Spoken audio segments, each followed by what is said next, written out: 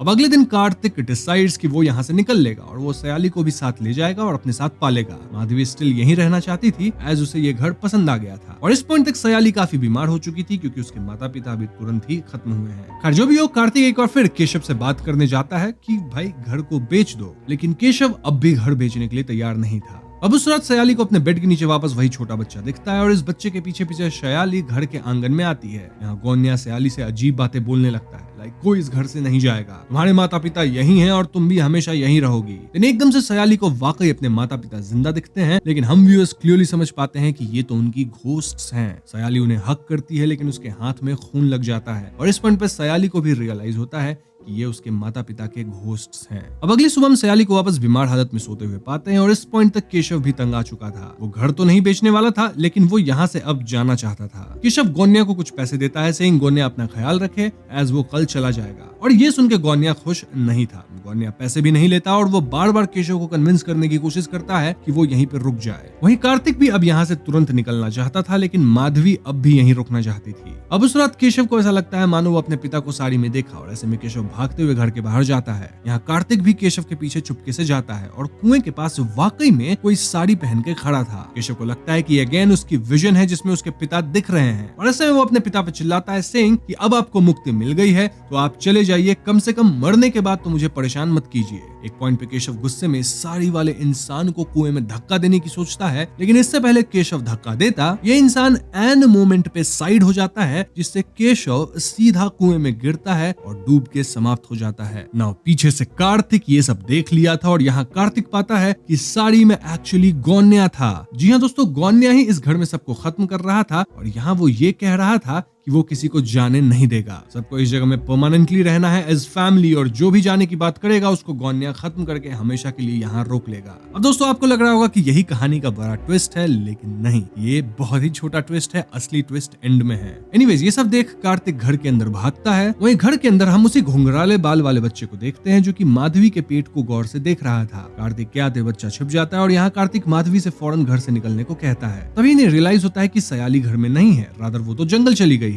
कार्तिक तुरंत जंगल में सयाली को ढूंढता है और वो पाता है कि सयाली को अस्थमा के दौरे पड़ रहे थे। वो सयाली को उठा के घर में लाता है और उसका इनहेलर ढूंढने लगता है, लेकिन इनहेलर तो कहीं मिल ही नहीं रहा था क्योंकि इनहेलर तो गोन्या उठा लिया था और वो इनहेलर के अंदर की सारी हवा भी निकाल दिया था। इसके परिणाम अनुसार सयाली आजमा अटैक से खत्म हो जाती है। इस पॉइंट पे घर में सिर्फ कार्तिक और माधवी बचे थे और कार्तिक गुस्से में गोन्या को कन्फ्रंट करता है। गोन्या कहता है कि उसे कुछ नहीं चाहिए, कोई पैसा वैसा नहीं चाहिए, उसे बस चाहिए ये घर, इस घर में परिवार रहे, लोग रहें, इस घर की लोग केयर करें और सब प्यार से रहें। इसलिए जो यहाँ से जाना चाहेगा उसे गोन्या खत्म करके हमेशा के लिए यहीं रोक लेगा। बेसिकली गोन्या के हिसाब से लोगों की आत्माएं यहीं रहेंगी, वो भी एकदम खुशी से। इनफैक्ट कार्तिक भी वाकई में यहाँ खत्म हुए लोगों की घोस्ट्स को देख पाता है और सभी एकदम खुश दिख रहे थे। कार्तिक गोन्या पे हमला करता है लेकिन गोन्या तो इतना ताकतवर था कि वो एक हाथ से ही कार्तिक को हवा में टांग देता है। कार्तिक किसी तरह बच के भागता है और वो माधवी के पास जाता है जो कि घर के एटिक में थी। माधवी का कहना था कि उसे नैना यहाँ लेके आई है और इस बात से कार्तिक वाज अपसेट क्योंकि शायद एक नैना ही थी जो कि बच के भाग गई थी पहले ही,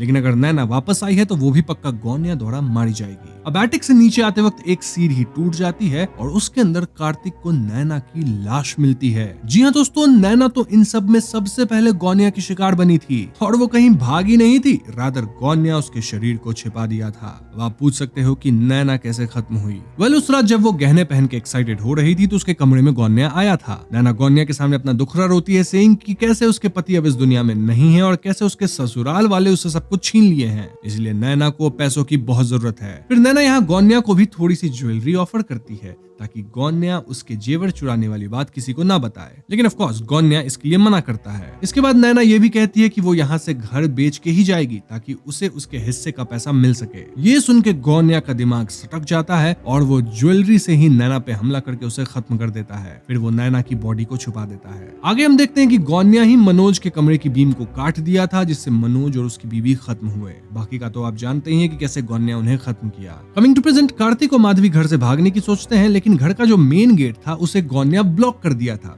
कैसे? वेल भारी भरकम सामान वगैरह रख के। पीछे वाले गेट के बाहर खुद गोन्या प्रेजेंट था जो कि लकड़ियां कलेक्ट कर रहा था। वो लकड़ियां होती है ना जिससे लोगों को अग्नि दी जाती है, हाँ वही वाली ढेर सारी वुड वो कलेक्ट कर रहा था। यहाँ में एक पास्ट का सीन भी दिखाया जाता है कि कैसे जब मनोज, कार्तिक, नैना और केशव छोटे थे तो गौन्या उन्हें कार्ट पे बिठा देता था, देन कार्ट को धक्का देके उन्हें घुमाता था। अब सोचने वाली बात यह है कि गौन्या उस टाइम पे ही इतना बूढ़ा था कि उसे कार्ट को धक्का देने में तकलीफ होती थी, लेकिन अब तो वो कार्तिक को एक हाथ से उठा दिया था। ऐसा कैसे हो सकता है? इसका जवाब आपको थियरी सेक्शन में मिल जाएगा। और नाउ कार्तिक अपनी बीवी माधवी को एक सिकल देके किसी कमरे में वेट करने कहता है क्योंकि माधवी लेबर में जा रही थी। देन वो खुद फ्रंट गेट वाली भारी भरकम सामान वगैरह को हटाता है और फाइनली गेट ओपन कर पाता है। इसी सब के पैरेलल में हम फिर से उस बच्चे को देखते हैं जो कि कभी घर के रूफ पे था, कभी घर के अंदर, और वो ये सारा खेल देख रहा था। अब अगले सीन में माधवी कमरे से बाहर निकलती है और उसके सामने गौन्या था। माधवी गौन्या को सिकल से डराती है, लेकिन गौन्या डरने वालों में से नहीं था। वो तो बस माधवी से कह रहा था कि उसको यहीं रहना होगा। एकदम से माधवी कहती है कि वो यहीं रहेगी। इनफैक्ट माधवी अपना सिकल भी फेंक देती है। इस बात से गौन्या बहुत खुश होता है और माधवी उससे पानी मांगती है।